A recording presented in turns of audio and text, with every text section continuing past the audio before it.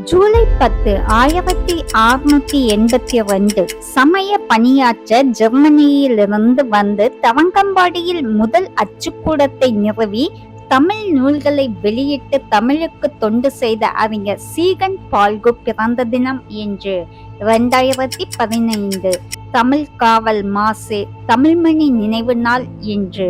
1962 உலகின் முதலாவது தகவல் தொடர்பு செயற்கைக்கோள் டெஸ்ட்ரா விண்ணில் ஏவப்பட்ட தினம் என்று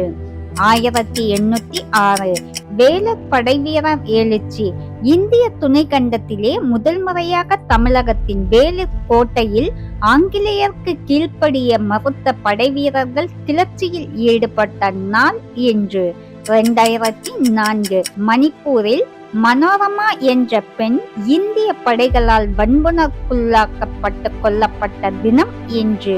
1990 கடல் கரும்புலி தளபதி காந்தரூபன் நினைவு தினம் என்று